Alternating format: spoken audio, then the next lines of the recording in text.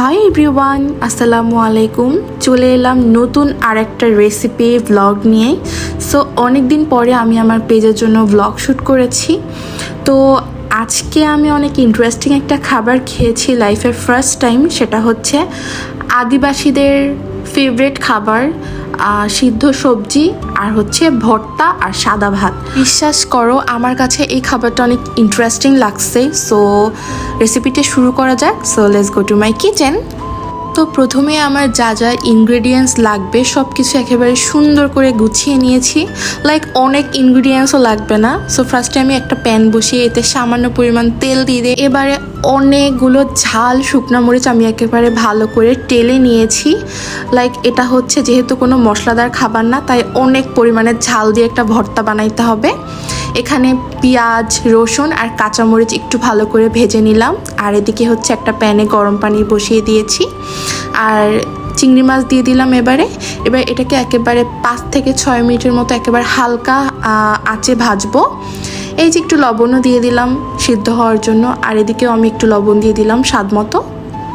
তো এই যে একেবারে বেশিও ভাজবো না, টাইট করে ভাজবো না, জাস্ট চিংড়ি মাছটা যেন একটু ভালো করে সিদ্ধ হয় এরকম করে ভাজবো।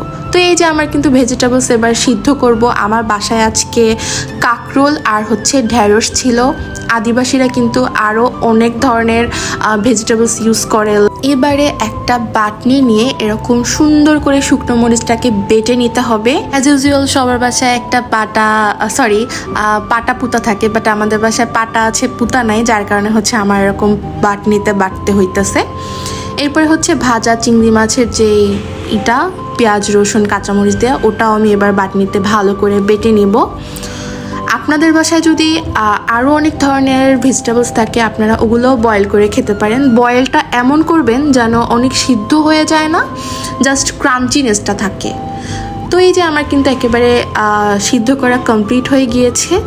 তো এদিকে আমি হচ্ছে অফ ক্যামেরায় ভর্তাটাকে ভালো করে বাটনি দিয়ে বেটে নিয়েছি।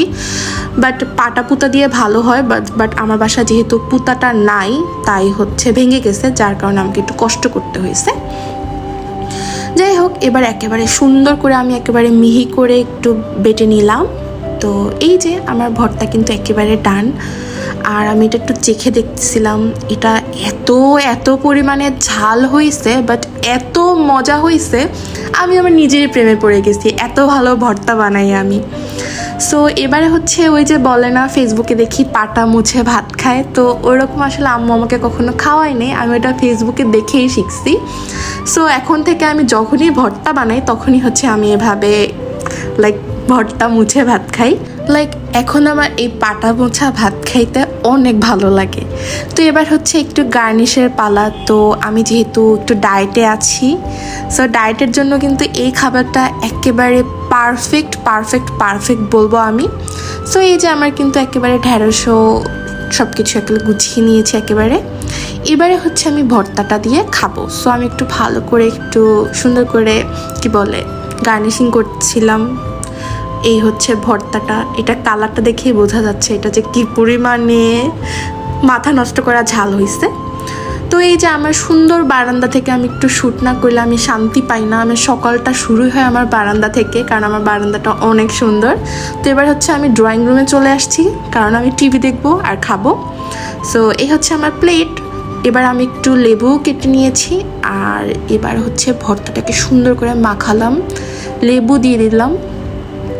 আর হচ্ছে কাঁকরোলটা না অনেক ক্রাঞ্চি ছিল, আর আমার কিন্তু পার্সোনালি হচ্ছে কাঁকরোল খেতে খুবই ভালো লাগে। তো এই যে আমি একেবারে সুন্দর করে একটা বাইট নিলাম। তো এবার হচ্ছে আমি খাবো।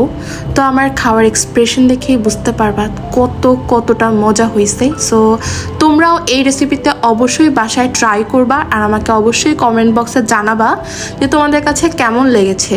That's all for today. ভিডিওটা ভালো লাগলে বেশি লাইকস, কমেন্টস অ্যান্ড শেয়ার করবা। টাটা, বাই বাই, আল্লাহ হাফেজ, সি ইউ সুন।